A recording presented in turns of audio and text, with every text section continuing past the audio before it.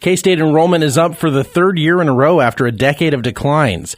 The university has 21,213 total students, according to data released Wednesday by the Kansas Board of Regents. That's up 4.5% from the fall 2024 enrollment of 20,295 across all campuses.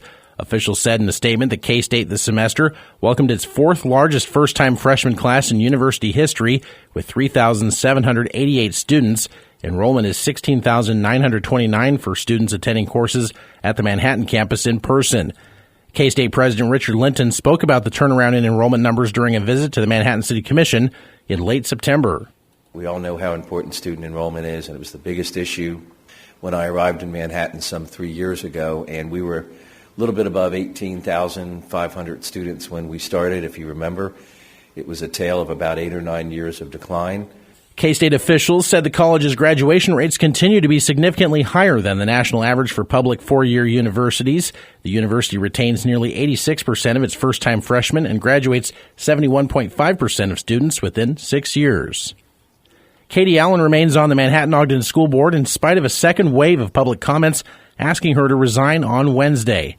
USD 383 School Board President Kristen Brighton said Allen would not be removed from any of her committee assignments. More than a dozen spoke out Wednesday night, some defending Allen, others calling her decision not to step down a distraction from the board's work. Cam Ward urged Allen to reconsider. 5 of you voted in support of her resignation. Our superintendent made comments in support of her resignation. This public circus that's been created because of your unwillingness, Dr. Allen, to resign is just a huge distraction. Allen has received backlash since commenting well-deserved on a Facebook post about the assassination of political activist Charlie Kirk on September 10th. At the previous board meeting, the board passed a resolution on a 5-1 vote formally requesting that Allen resign. Board member Jamie Morris Hardiman voted no. Allen is in the process of suing her former employer, the Kansas State Department of Education, who fired her over the social media post. If folks continue and want to continue to come up and say things about me, call me a liar, that's fine. I appreciate that, but just know I'm intending to go through the legal process, follow whatever laws. If you would like to have me removed, you have a legal process that you could follow, and I would encourage you to do that. In other business last night, the board approved $1 million in lighting upgrades for 8 schools and updated its policy on artificial intelligence. 4 of the 5 candidates seeking a spot on the USD 383 school board spoke about current issues facing students and educators during a public forum hosted Tuesday afternoon at the Manhattan Senior Center. On the topic of artificial intelligence and technology in education, the candidates acknowledged its value as a tool while also recognizing its risks. Courtney Jane Hockman says students need to learn how to identify what is real and what is AI generated. I think that all of our schools and teachers should introduce technology and discuss technology as a tool. And so our students need to learn certain skills to be global citizens, to be responsible humans, to function with the technology that exists in our world. But that should not be without guardrails. Candidate Tom Drummond says it's important children develop human connections. As he says, screen addiction can take away some of that. Technology is amazing. AI is amazing. Quantum computing is amazing. Those should be tools that are used to enhance and accelerate already present skills in the student, not be a replacement for them. Other topics discussed at Tuesday's forum included school safety and violence prevention and ways the district can support students with special needs.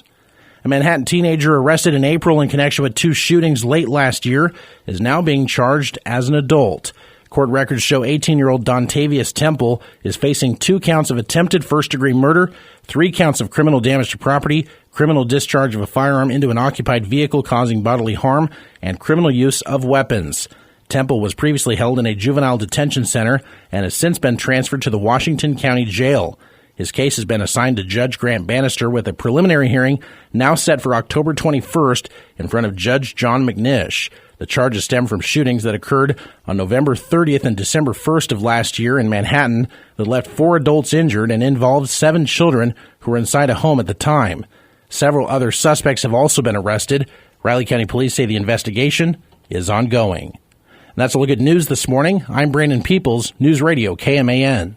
Good morning, I'm Mitch Fortner with sports. To K-State volleyball, senior Shaylee Myers recorded 34 kills and led K-State to a 5-set victory over the West Virginia Mountaineers. That record-breaking 34 kills, Myers became the first player in the rally scoring era to reach that mark in a single match. The Big 12 Conference announced yesterday that Arizona State and KU will square off in the first ever Union Jack Classic in London's iconic Wembley Stadium on Saturday, September 19th of 2026. It'll be the third Big 12 football game in 2 seasons played in Europe, which began with K-State and Iowa State in Dublin for the Aer Lingus College Football Classic. Next year in Dublin is TCU and North Carolina. Kansas City Chiefs quarterback Patrick Mahomes was named the AFC Offensive Player of the Week on Wednesday after tossing 4 touchdown passes in the Chiefs' dominant victory over the Baltimore Ravens on Sunday, 37-20. The Chiefs now get ready for the Jacksonville Jaguars for Monday Night Football. I'm Mitch Fortner with sports.